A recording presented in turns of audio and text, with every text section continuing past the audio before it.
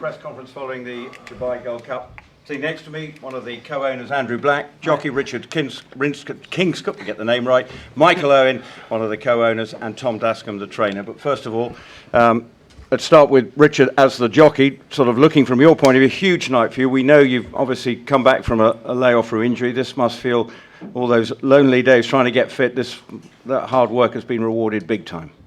Yeah, it helps, to have the goal of a horse like this really does help on certain days, and fortunately it was all worthwhile.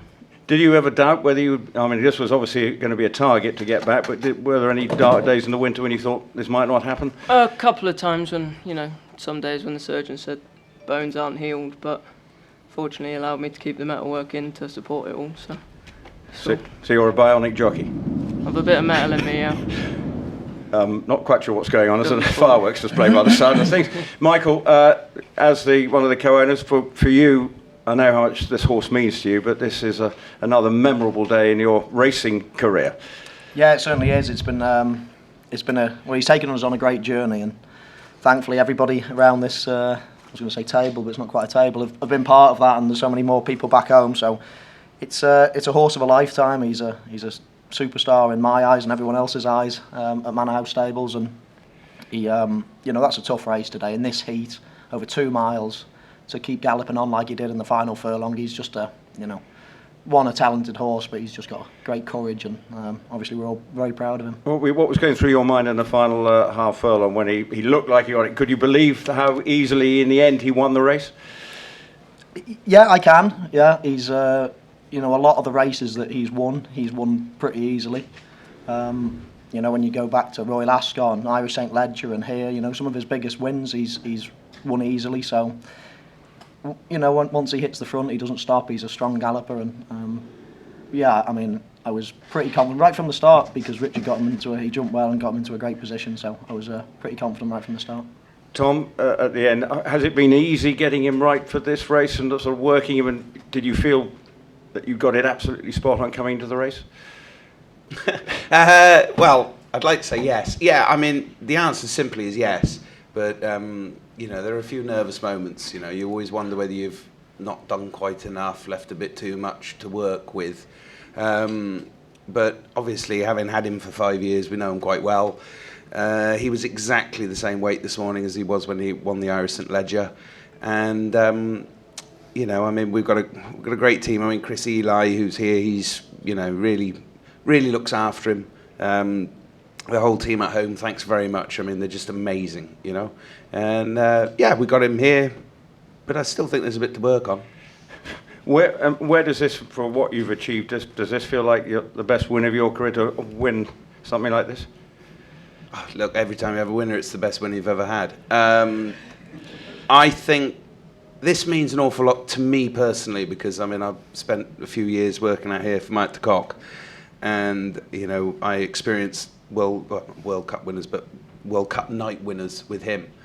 To come back about 12 years later and do it with my first runner, it's quite special. Michael, you've played in World Cups. Now you've won on a World Cup night. So what does that feel like? It's obviously great. We've had so many highs with this horse. It's hard to almost put them in order, but his first Group 1 was special, especially the way he did it. And to win out here, this was always the first target. We've got a few other targets for the rest of the season, but first things first, this was the target. And for Tom and the team to get him here, really ready and to run for his life like he did today was a huge credit to the whole team. Were you nervous? More nervous than perhaps playing in a World Cup?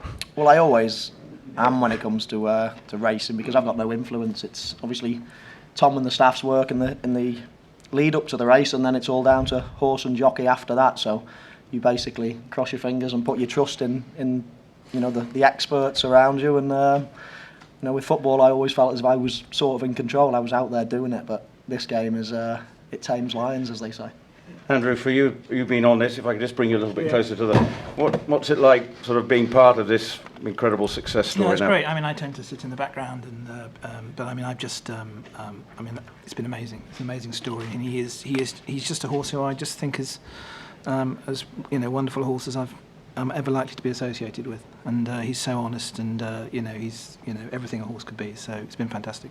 And for you, Richard, where does this rate in terms of your sort of career, in terms of what you've achieved, and given, I suppose, the significance of the occasion, but for you personally? Yeah, it is a massive occasion. Obviously, I've always been keen to win a Group 1, which he obliged. And, you know, as a jockey, you always look to these sort of meetings and wish to be here when you're not. And fortunately, we found a horse has been good enough and good enough to win on a night like this. So, yeah, it's all very pleasing, really. I assume that's the Ascot Gold Cup now. Is that the next target? Well, I think we'll have to sit down and discuss that. I mean, obviously, being close to Chester, the Ormond would be a big race to us. We won it last year. But we've got a little entry in a £2 million race in Japan. And waiting for you. we might have to give that serious consideration. When is that start? 3rd of May. But I'll speak to the team and we'll go from there. Plenty of MLs it looks like you're all going to get, but well done tonight. Thank you. But the Ascot Gold Cup is the one we really want.